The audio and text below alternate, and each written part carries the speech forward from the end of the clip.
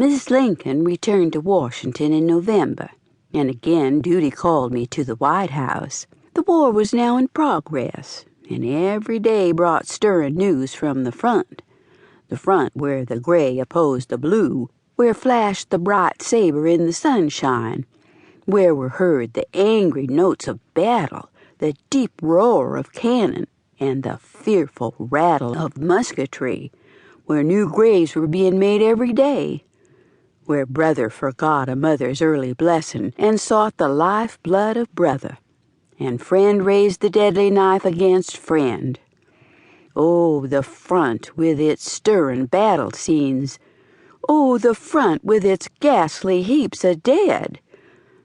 The life of the nation was at stake, and when the land was full of sorrow, there could not be much gaiety at the Capitol. The days passed quietly for me. I soon learned that some people had an intense desire to penetrate the inner circle of the White House. No president and his family, heretofore occupying this mansion, ever excited so much curiosity as the present incumbents.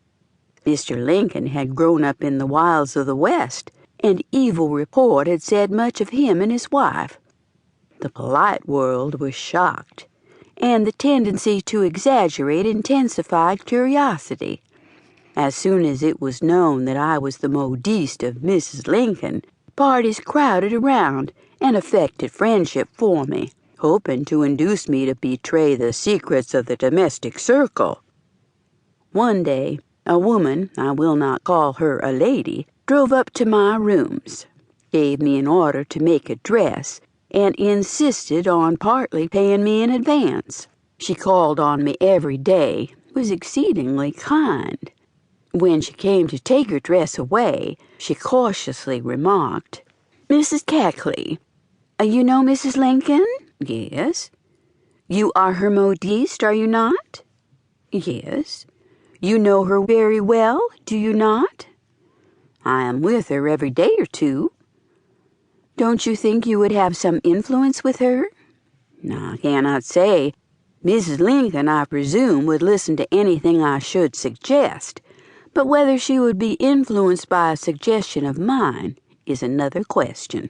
"I'm sure that you could influence her, Mrs. Keckley. Now listen, I have a proposition to make.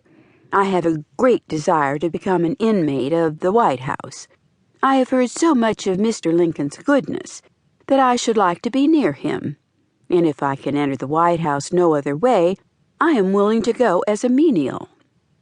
My dear Mrs. Keckley, will you not recommend me to Mrs. Lincoln as a friend of yours, out of employment, and ask her to take me as a chambermaid? If you would do this, you shall be well rewarded. It may be worth several $1,000s to you in time."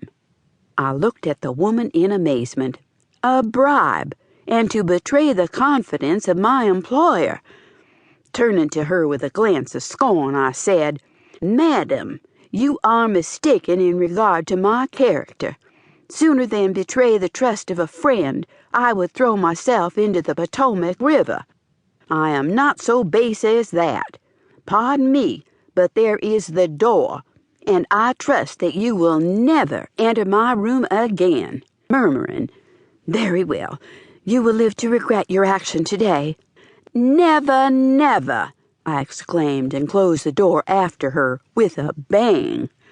I afterwards learned that this woman was an actress, and that her object was to enter the White House as a servant, learn its secrets, and then publish a scandal to the world. I do not give her name, for such publicity would wound the sensitive feelings of friends who would have to share her disgrace without being responsible for her faults. I simply record the incident to show how I often was approached by unprincipled parties.